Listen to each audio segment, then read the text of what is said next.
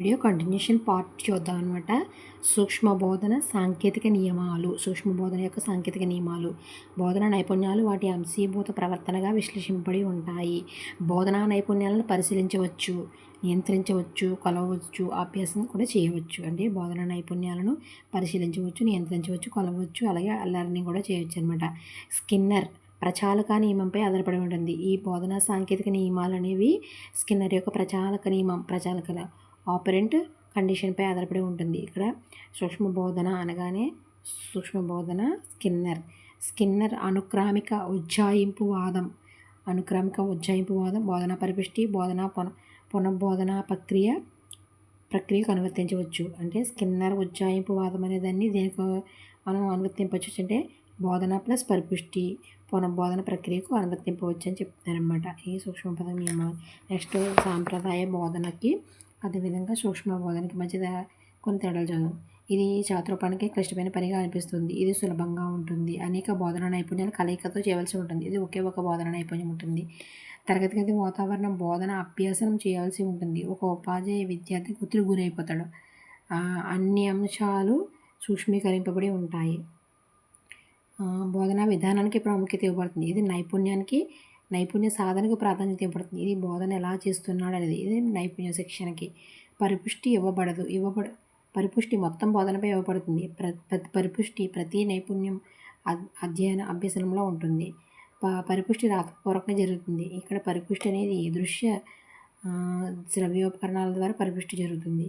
బోధనా లోపాలు సరిచేసుకోవడానికి వెంటనే అవకాశం కలగదు, కానీ ఇక్కడ వెంటనే అవకాశం ఉంటుందన్నమాట. ఎందుకంటే తక్కువ మంది ఇస్తారు, ఫీడ్బ్యాక్ ఇస్తారు. బోధించాల్సిన పాఠ్యాంశం నిడివి ఎక్కువ. ఇక్కడ ఒక భావనకు పరిమితమే ఉంటుంది. బోధనాంశం ఒకే ఒక భావనకు పరిమితమే ఉంటుంది. తరగతి గదిలో బోధన అభ్యసించడం ఆత్మవిశ్వాసానికి పరీక్షగా ఉంటుంది. సూక్ష్మ బోధన తరగతి గది బోధనకు నవ్యంగా జరగడానికి ఉపయోగపడుతుంది. సూక్ష్మ బోధనలోని ముఖ్యాంశాలు. మైక్రో టీచింగ్ అనేది 5 నుంచి 10 నిమిషాలు ఒకే ఒక భావన, అదేవిధంగా 10 మంది విద్యార్థుల మధ్య జరగడం జరుగుతుంది. బోధనా నైపుణ్యంపై అవగాహన ఏర్పడుతుందన్నమాట. ఇక్కడ ఇలా చేయడం వలన తక్కువ మంది విద్యార్థులు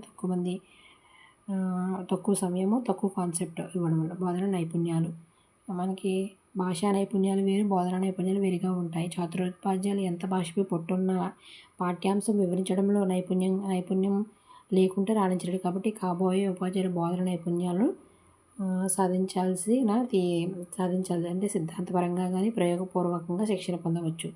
వీటిని ఎలా సూక్ష్మ బోధనలో వీటిపై సిద్ధాంతపరంగా కానీ ప్రయోగపూర్వకంగా కానీ శిక్షణ పొందవచ్చు అన్నమాట. నెక్స్ట్ వచ్చేసి మనకి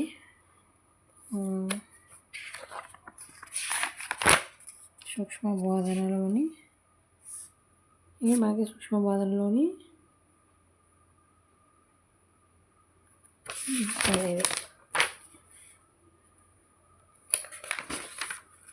ఇక్కడ కదా మనం చూస్తున్నాం. ఇది సూక్ష్మ బోధనలో ముఖ్యాంశాలు చూస్తున్నాం. 1 సూక్ష్మాంశము, 2 బోధన నైపుణ్యాలు, తర్వాత బోధన నైపుణ్యం తర్వాత పరిపుష్టి అంటే ఫీడ్బ్యాక్ ఇవ్వడం. నైపుణ్య మాదిరి ప్రదర్శన అంటే ఏంటి? సూక్ష్మ బోధన ప్రార్థించే ఉపాధ్యాయునికి మాదిరి ప్రదర్శన తప్పనిసరిగా ఇవ్వబడతాయి. అంటే మనం చేయడానికి ముందు ఎవరైనా సార్ చెప్పేది ఇవ్వబడుతుంది అన్నమాట. వాతావరణం కల్పించాలి, సంరక్షిత వాతావరణం. సూక్ష్మ బోధన దశ ఇవేంటి మనకి దశలు చూద్దాం. దశలు మనకి 3 ఉన్నాయన్నమాట. 1 జ్ఞాన సముపార్జన దశ. జ్ఞానాన్ని అంటే చదువుకుంటాం, టాపిక్ని చదువుకుని నైపుణ్య సముపార్జన అంటే నైపుణ్యాన్ని సముపార్జన దశ. మనం నైపుణ్యాన్ని ప్రదర్శిస్తాం. తర్వాత నైపుణ్యాన్ని ప్రదర్శించిన తర్వాత ఇక్కడ నేర్చుకున్నటువంటి నైపుణ్యాన్ని డైరెక్ట్గా క్లాస్ రూమ్లో అప్లై చేస్తాం అన్నమాట. జ్ఞాన సముపార్జన అనేది సూక్ష్మ బోధన దశలు అంటే 3 అనమాట. జ్ఞాన సముపార్జన దశ, నైపుణ్య సముపార్జన దశ, నైపుణ్య బదిలీ దశ 3 అనమాట. తర్వాత సూక్ష్మ బోధనలోని సోపానాలు. ఫస్ట్ ఏం చేయాలంటే పరిచయం. అంటే సూక్ష్మ బోధన యొక్క భావనని, దాని ప్రాముఖ్యతని, ఇవన్నిటి గురించి చాతురోపాధ్యాయునికి పరిచయం చేయాలన్నమాట. తర్వాత బోధనా నైపుణ్యాలను హాజరుపరచడం. బోధించేటప్పుడు బోధనలో ఏ దశల్లో ఏ నైపుణ్యాలు అంటే ఇక్కడ ఏ చెప్పాలో అవే చెప్పాలి. ఉపన్యాస పద్ధతిలో చెప్పాలా, లేకపోతే ప్రాజెక్ట్ పద్ధతిలో చెప్పాలా, అలా చెప్పాలి. బోధనా నైపుణ్యాలు బోధనా నైపుణ్యాలు ప్రదర్శించాలో వాటి అంశీభూత ప్రవర్తన బోధనా నైపుణ్యాలను ఆధారపరచడం. బోధనా నైపుణ్యాల ఎంపిక.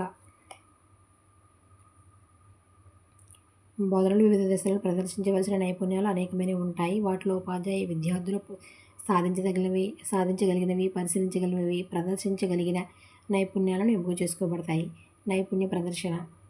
ఎంపిక చేసుకున్నాడు తర్వాత నైపుణ్య ప్రదర్శన అంటే చెప్తాడనమాట, ప్రదర్శిస్తాడు. నైపుణ్య ప్రదర్శన ఫస్ట్ వన్ వచ్చేసి మనకి పథకం తయారు చేసుకుంటాడు. పథకం తయారు చేసుకున్న తర్వాత సూక్ష్మ బోధన పథకం తయారీ, తర్వాత వాతావరణం సృష్టించడం. తోటి విద్యార్థులు లేదా తరగతి విద్యార్థులు పాల్గొంటారు అన్నమాట. తర్వాత బోధన నైపుణ్యం అభ్యాసం, ప్రాక్టీస్ చేస్తారు, అక్కడికి వెళ్ళి చెప్తాడు. తర్వాత వాళ్ళు ఫీడ్బ్యాక్ ఇస్తారు.